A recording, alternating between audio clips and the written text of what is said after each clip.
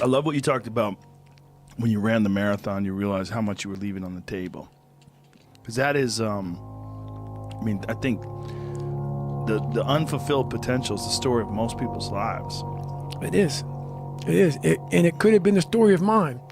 And I tell a lot of people go, what's your biggest fear in life? And my biggest fear, honestly, was, let's say I don't care if you believe in God or not, I don't care. So this is play a game with me. Let's say you're God. And we have a big fucking long line of people. And I made it to heaven. I'm 75 years old, I'm 300 pounds, I made it to heaven. I worked for Ecolab my entire life, spraying for cockroaches, that's what I did. But I'm dead, I'm in heaven now. And you're judging us all now. So we're in line, we're all sitting there in line. You have Adam Brown.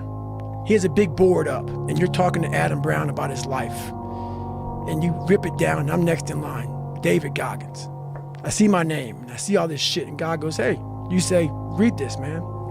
And I'm reading this list, and I'm seeing 182 pounds, Navy SEAL, Ranger School, motivational speaker, changing lives. Okay, man, pull-up record, all this shit. And I'm like, that's not me, man. And God looks at me and says, that's who you were supposed to be. And as far as regrets and things I wish I would have done differently, of course. Hindsight is 20/20, and looking back, of course, who wouldn't want to take another go at something and improve on the first try by doing it again? And then why not do it again and again and again, and why not just do it over and over again until you have it perfect? But the fact is, you don't get that chance. You get one shot at this gig right here. Life. One life. That's all you've got. And regret, in and of itself, it's worthless. It does nothing for you. In fact, the only valuable thing in regret is the lesson you learned, the knowledge that you gained. But walking around filled with regret gets you nothing. So, learn and move on. Don't let regret beat you down. Don't be a slave to regret. No. Let it teach you. Let it make you better. Let the fear of regret fuel you to take action today, now. To take action now to become a better person, not filled with regret, but filled with knowledge.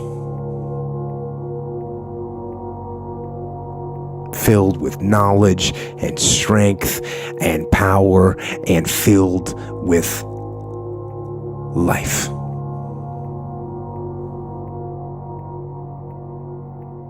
It's painful to understand how much of what you're doing isn't productive. So I'll give you an example. So I've done this a couple of times with classrooms full of students. Usually when I'm lecturing about career development, say, okay, how much time do you waste? So then I get the class to vote. How many of you waste 10 hours a day? It's like 10% of the kids will put up their hands. And it's interesting because I don't define what constitutes waste.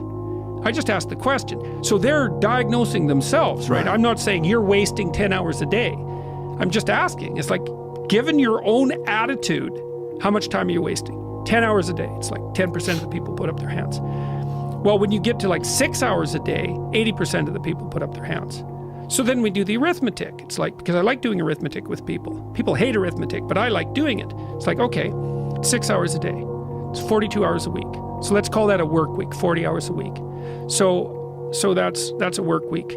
Let's say, what's your time worth? You're a university student. Well, it's certainly worth minimum wage, because obviously, but it's worth way more than that, because if you spend a productive hour when you're 20, then you gain the benefits of that hour for the rest of your life. So there's the compounding effect of time spent when we were young. So I say, well, let's assume your time's worth $50 an hour, which I think is an underestimate, but whatever. Let's call it 50. We could call it 25, but we'll call it 50. If that's $2,000 a week you're wasting. It's $100,000 a year. It's like, how much better would your life be if you weren't wasting $100,000 a year? It's like, what is that over 40 years? $4 million. It's like, you're rich. You don't even know it. Quit wasting time. By your own definition. It's like people shake their heads, like, oh, I never thought about it that way. It's like, yeah, think about it that way. Don't waste your damn life. And then you think, well, why would people be resistant to that message? It's like, well, you really want to wake up and figure out that you're wasting half your life? And you know, when people do that kind of wasting, they actually hate it. You know, and I've had lots of people come to my clinical practice who were chronic procrastinators. You know, and so they're watching YouTube videos, say, but not ones that are good for them, although sometimes they will do that, but just browsing in that kind of mindless way that you do when you're not paying attention and you're trying to kill time.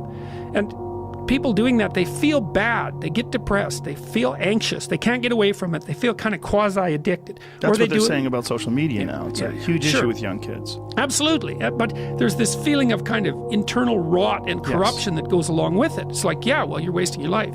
It's like, so it's painful. It's painful to recognize that. Then it's painful to think, oh my God, look how undisciplined I am. I don't know anything. I can't use a schedule. I can't stick to a calendar. I don't have any aims. I don't know anything about the world, right? And maybe there's a part of me that's bitter because I haven't got everything already, and I'd just like to say, to hell with it. That's the recognition of the Jungian shadow. It's like, that's what makes you vicious and untrustworthy. All of that. No one wants to look at that, and no bloody wonder. But hey, the alternative is worse.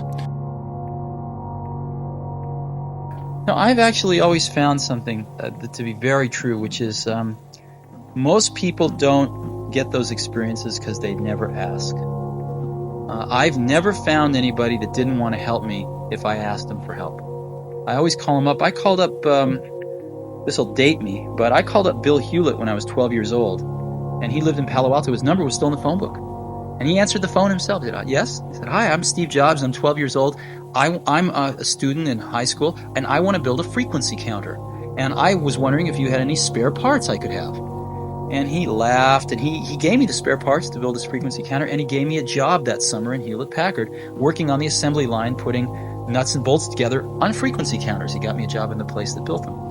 And I was in heaven. And I've never found anyone who said no or hung up the phone when I called. I just asked. And when people ask me, I try to be as responsive, to pay that debt of gratitude back. Most people never pick up the phone and call. Most people never ask. And that's what separates sometimes the people that do things from the people that just dream about them. You gotta act. And you've got to be willing to fail. You've got to be willing to crash and burn.